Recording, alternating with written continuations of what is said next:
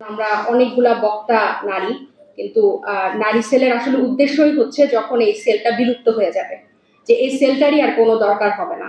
আমরা এই নারীর অধিকার, নারীর ক্ষমতায়ন, এসব বুকির শব্দকে আসলে আমার মনে হয় জুলাই গণঅভ্যুত্থানেই আমরা ভেঙে চুরে দিয়ে আমরা রাজপথ কাটিয়েছি।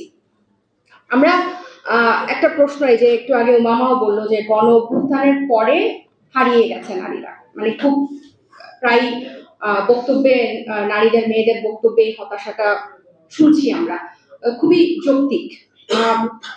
একটু যদি বলি যে আসলেই তো, যে একদম ছাত্রী থেকে শুরু করে ঘরের বউ পর্যন্ত, যে ছাপোষা সেও রাস্তায় নামলো, স্লোগান দিল, মিছিল করলো, সব শৃঙ্খলা ভাঙলো, সব নিয়ম ভাঙলো, জীবনও দিল। কিন্তু তারপরও কেন নারীরা গণঅভ্যুত্থানের পরে যেভাবে ছেলেদেরকে দেখা যাচ্ছে ক্যামেরায়, টিভিতে, কন্টেন্টে মেয়েদেরকে কেন দেখা যাচ্ছে না? যারা অভ্যুত্থানে অংশ নিল তারা তো বাদ দেন, কয়জন নারী শহীদের নাম আমরা সেলিব্রেট করছি বা মুখে মুখে বলছি, বা নারী শহীদদের আপনারা দেখে থাকবেন আমাদের ব্যানারের উপরে 11 জন নারী শহীদের নাম লেখা হয়েছে। আমরা কি তাদের অবদানটাও কিন্তু সেম, তাই না? কোনো এখানে তারাও তো জীবন দিয়েছে, নাকি পুরুষের জীবন একরকম নারীর জীবন আরেক রকম? এরকম তো না, জীবন তো দিয়েছে দেশের জন্য। কিন্তু দেখা যাচ্ছে যে গণঅভ্যুত্থানের পরে তাদের একটা অনুপস্থিতি, আমি এটাকে আসলে এখনকার সবাই মনে করে যে এখন অনুপস্থিতি, কিন্তু আমি যদি বলি একটু পিছন থেকে যদি আমরা দেখি, আমি মনে করি যে এই ধারাটাই নাই আসলে।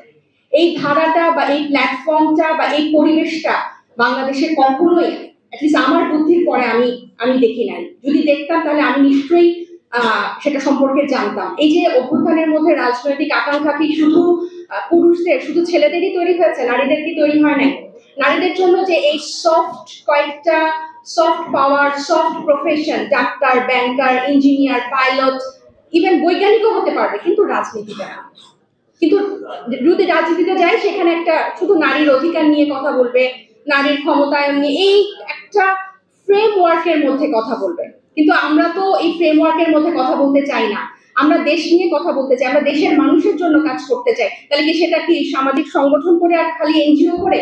কেন আমরা রাজনীতি করে দেশের মানুষ, কেন আমরা ব্যালট যুদ্ধে আইনসভায় যে আমরা কেন আমাদের বক্তব্য দিতে পারবো না? কেন আমরা দেশের মানুষের পক্ষে কথা বলতে পারবো না? এই যে নাকি পুরুষদের এখানে তো পেশি শক্তি লাগে না, যে অনেক শক্তিশালী হতে হবে, সেই একই মেধা মঙ্গল গ্রহ থেকে তো আসে না, সে এই রাজনৈতিক চিন্তা, রাজনৈতিক শিক্ষাগুলো তো মঙ্গল গ্রহ, একই তো জিনিস। তাহলে কেন নারীরা পারবে না? কারণ এই দেখেন, এত বড় বড় রাজনৈতিক দলগুলোর দিকে যদি আপনারা তাকান, সেখানে কি আপনারা নারী নেতৃত্ব দেখতে পান?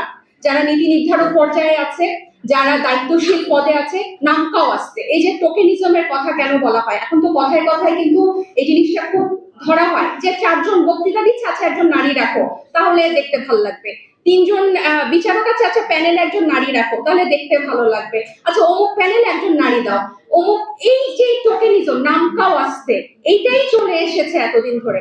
এই যে সংরক্ষিত নারী আসনের কথা শুরুতে একজন আমার সহবক্তা বললেন, 1986-এ জয় ম্যাগাজিনে একটা নিউজ এসেছিল যে সংসদের শোভা 30 সেট অলংকার।